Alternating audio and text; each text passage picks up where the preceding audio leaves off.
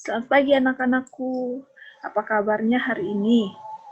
Ya, puji Tuhan semuanya baik-baik ya. Anak-anak, walaupun kita melakukan pembelajaran daring, tetap semangat ya.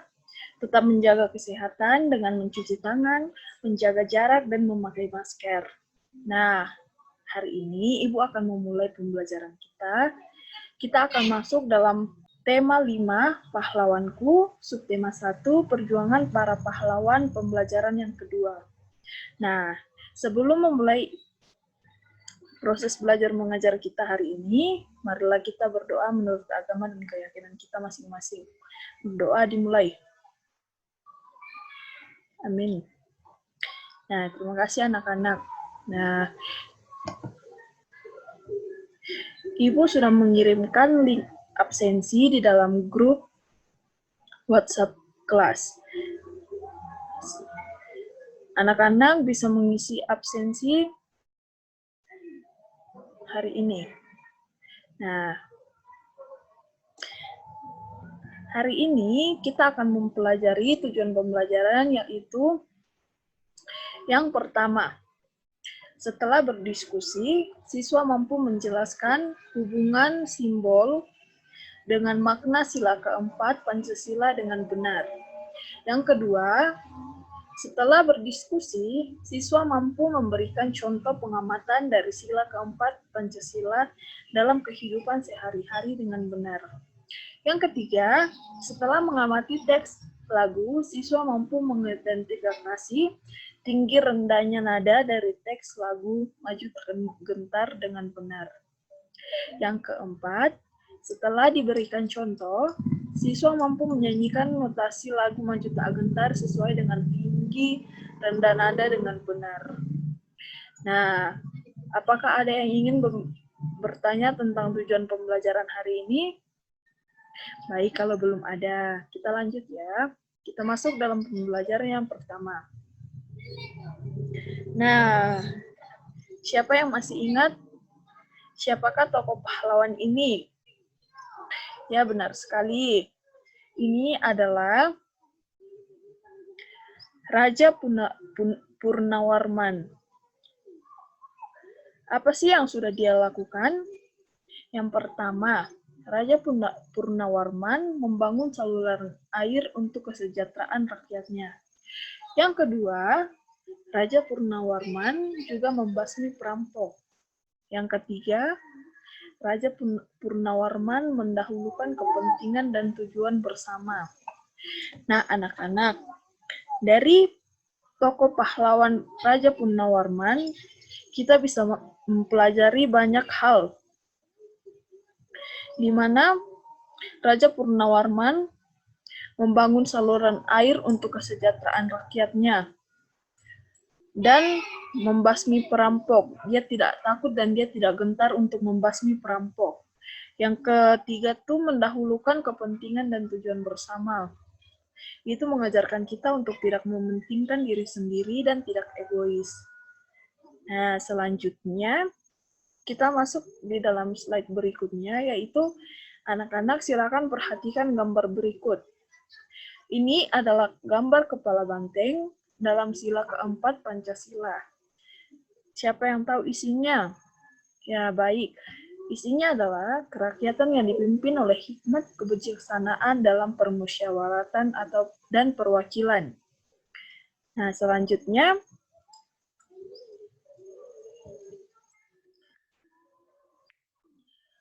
lambang kepala banteng.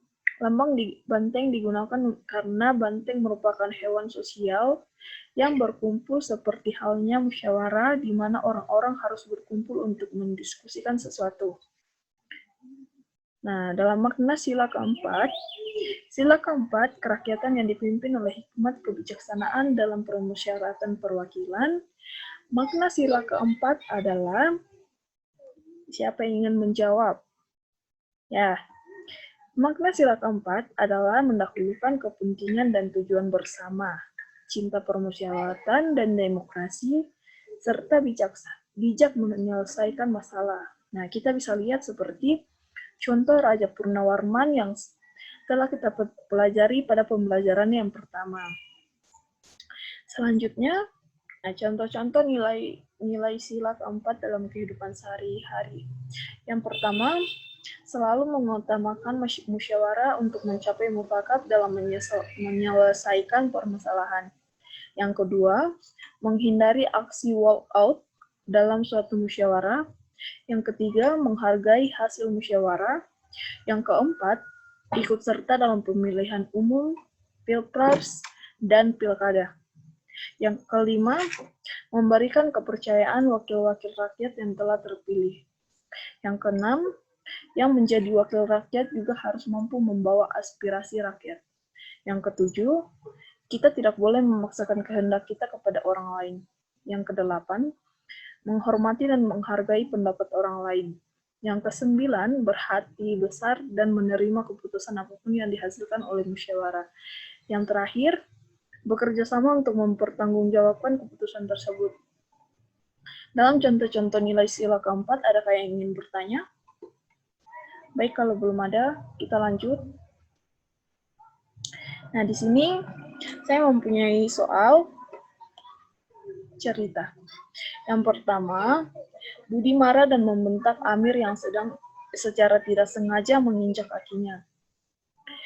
Pertanyaannya pertama, apakah Budi sudah bijak dalam menyelesaikan masalah? Jelaskan jawabanmu. Apakah sikap Budi mencerminkan sila keempat? Jelaskan. Apa yang akan terjadi jika kita tidak bijak dalam menyelesaikan masalah? Yang kedua, Dayu sangat ingin menjadi ketua kelas. Ia menyatakan bahwa ia adalah ketua kelas. Dayu tidak mau ada musyawarah atau pemungutan suara. Apakah Dayu sudah menjunjung tinggi musyawarah? Jawabannya adalah tidak. Apakah sikap Dayu sudah mencerminkan sila keempat? Jawabannya benar atau tidak?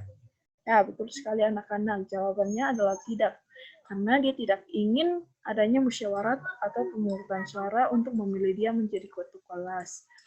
Nah, yang selanjutnya, Lani berencana untuk pergi ke rumah neneknya. Tetapi hari itu, kelompok tarinya mendapat undangan dari Pak Lurah untuk menari merayakan hari kemerdekaan. Lani menunda rencananya. Ia menari bersama kelompoknya. Apakah Lani sudah mendahulukan kepentingan bersama? Ya, benar sekali jawabannya. Iya, karena Lani sudah mementingkan kepentingan untuk menari. Yang kedua, apakah sikap Lani mencerminkan sila keempat? Jawabannya iya, karena tidak mementingkan diri sendiri. Yang ketiga, apa yang akan terjadi jika Lani tidak pergi ke rumah neneknya? Nah, kita bisa lihat jawabannya di slide berikut ya. Jawaban cerita pertama, apakah Budi sudah bijak dalam menyelesaikan masalah? Jelaskan. Jawabannya adalah Budi belum bijak dalam menyelesaikan masalah. Seharusnya masalah diselesaikan secara damai. Yang kedua, apakah sikap Budi mencerminkan sila keempat? Jelaskan. Sikap Budi tidak mencerminkan sila keempat Pancasila. Yang ketiga, apa yang akan terjadi jika tidak bijak menyelesaikan masalah? Jika masalah tidak diselesaikan dengan cara yang bijak, maka akan terjadi permusuhan. Nah, dalam selanjutnya,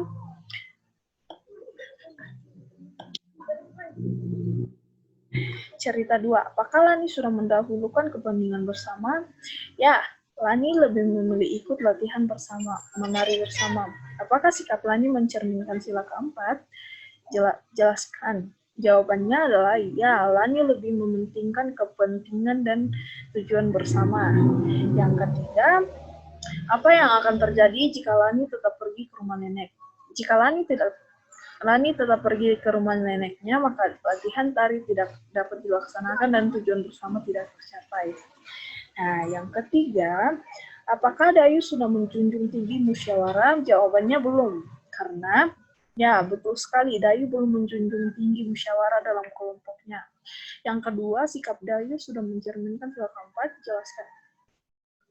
Jawabannya belum. Tindakan belum sesuai sudah mencerminkan sila Pancasila. Seharusnya dalam musyawarah kita tidak boleh memaksakan kehendak kepada orang lain.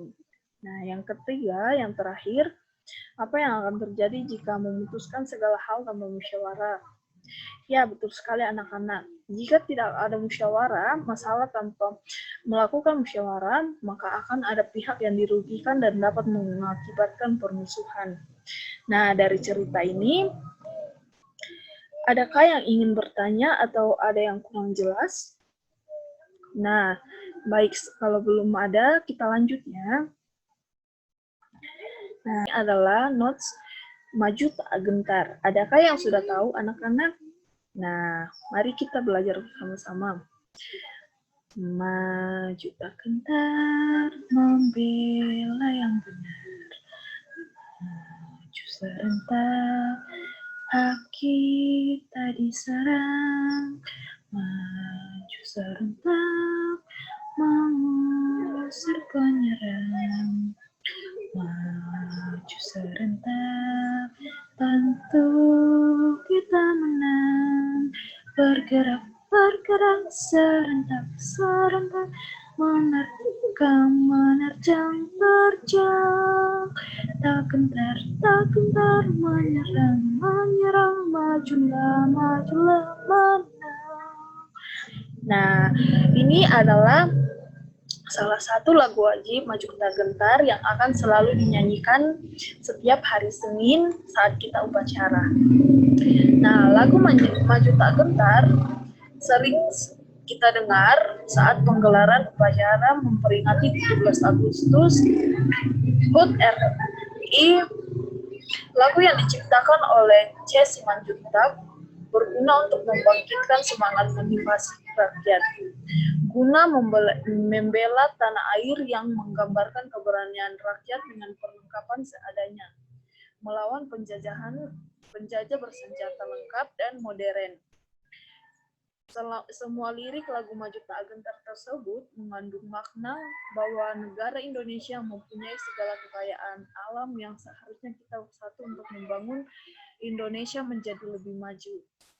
Nah, kita harus mempunyai semangat yang tak gentar, seperti para pahlawan kita yang telah gugur.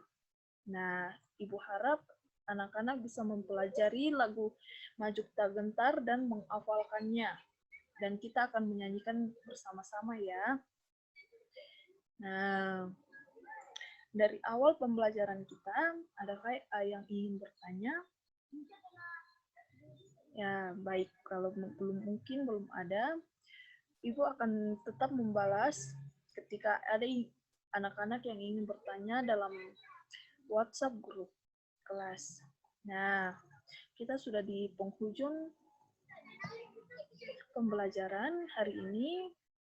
Marilah kita menutupnya dengan doa. Kita berdoa. Amin. Nah, anak-anak, sampai di sini pembelajaran kita. Tetap semangat, tetap jaga kesehatan, tetap memakai masker, tetap di rumah, menjaga jarak, dan mencuci tangan. Sekian dari Ibu Guru, sampai berjumpa minggu depan.